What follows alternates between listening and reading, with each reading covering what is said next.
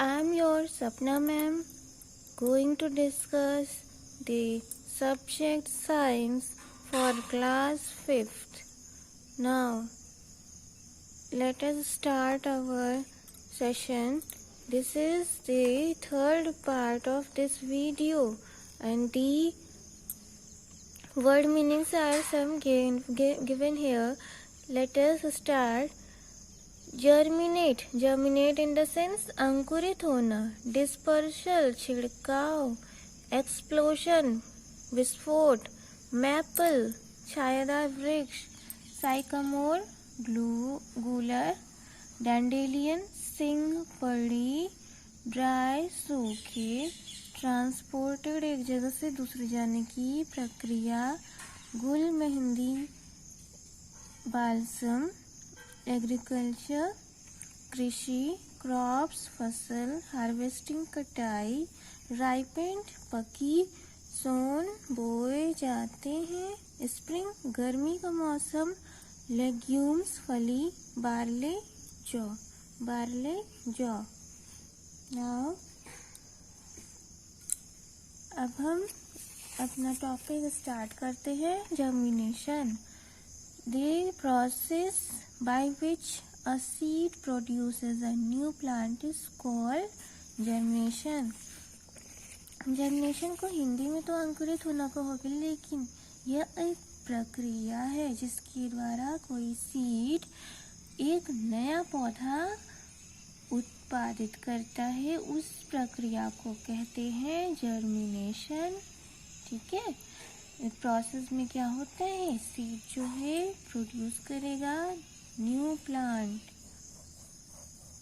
A seed begins to produce a new plant when it takes in water rapidly. अब seed से ही नया पौधा तब उत्पन्न होगा जब पानी अच्छे से डाला जाएगा, बहुत ही ज़्यादा मात्रा में. This causes the inner layers of the seed to swell. और इस वजह से क्या होगी, जो अंदर की आवरण है सीड का, वो अंदर की जो भी लेयर्स है वो फूलने का काम करेंगी. Thus, splitting the seed coat and the coverings, the inner part of a seed is called seedling. अब जब सीड फूल कर साइज में बड़ा हो जाएगा तो वहाँ जो सीड कोट है, सीड कोट हमेशा सीड के बाहर वाले कवर को कहा जाता है, वो अपनी कवरिंग खोल देगा. वो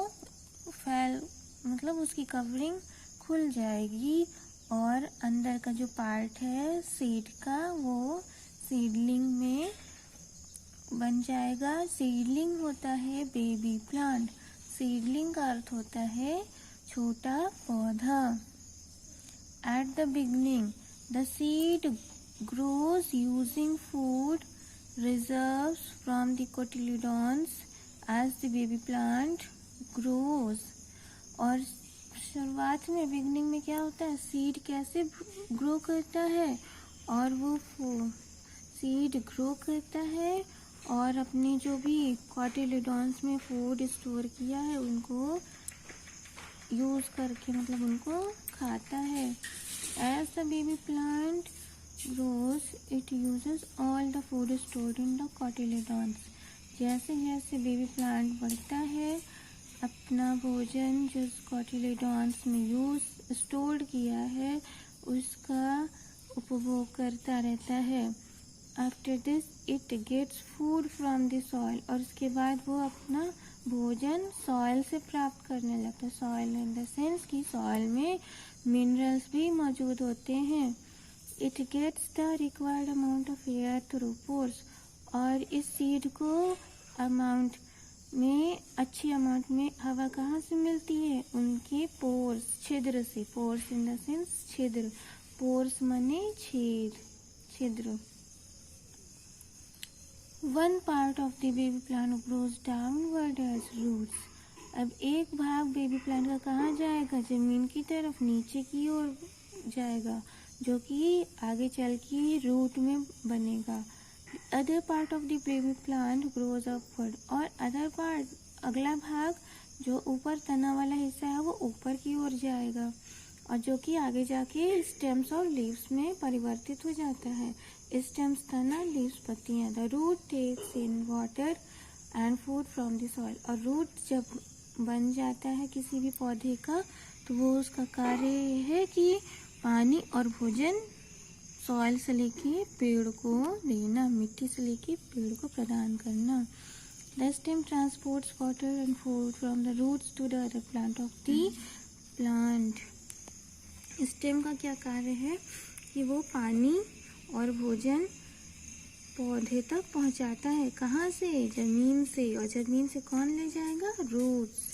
The leaves absorb sunlight to make food.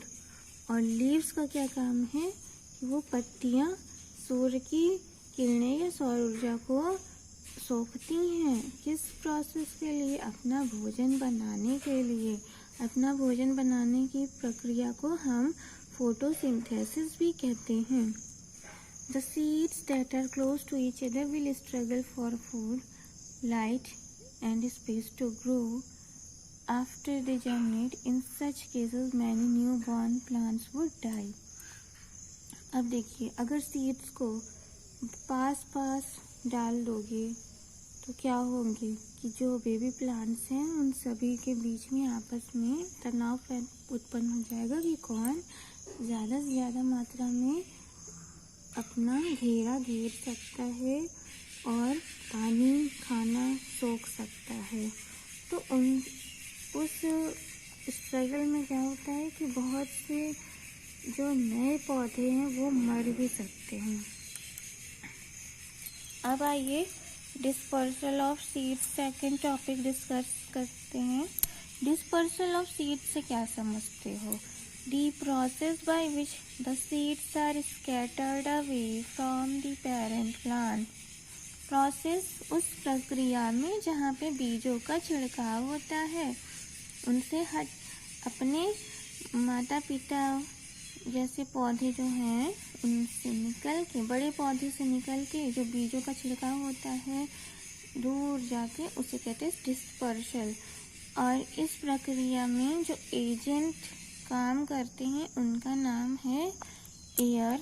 अब ये छिड़काव कौन कौन करा सकता है बीजों का? एयर हवा, वाटर पानी, एनिमल्स जानवर, बर्ड्स चिड़िया पक्षी, ह्यूमन बींग्स मनुष्य, एंड एक्सप्लोजन। एक्सप्लोजन मतलब अचानक से विस्फोट हो जाना, जैसे कि कोई बहुत ही ज़्यादा बीज पक गई है तो वो अपने आप फूट कर गिर जाती है ज़मीन पर। Dispersion prevents growing of baby plants very close to mother plant. और डिस्पर्शन के द्वारा क्या होता है, जो बेबी प्लांट उगता है वो कहीं दूर जाके, मदर प्लांट से कहीं दूर जाके उगता है।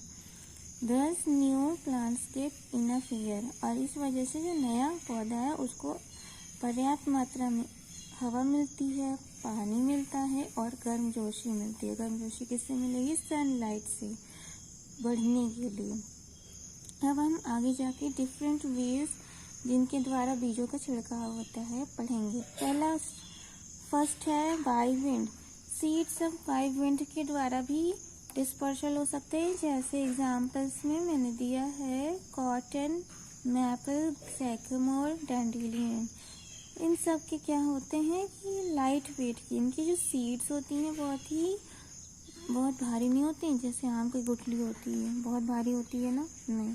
इनकी सीड्स की जो वेट होता है, इनका भार होता है बहुत ही हल्का होता है और जो कि हवा के द्वारा आसानी से एक जगह से दूसरी जगह जा सकता है। दे हैव आइदर विंग्स और हेयर्स ऑन देम। इनके पास या तो पंख होते हैं या फिर बाल, रेशेनुमा जैसे इनके बाल होते हैं। Some examples cotton, maple.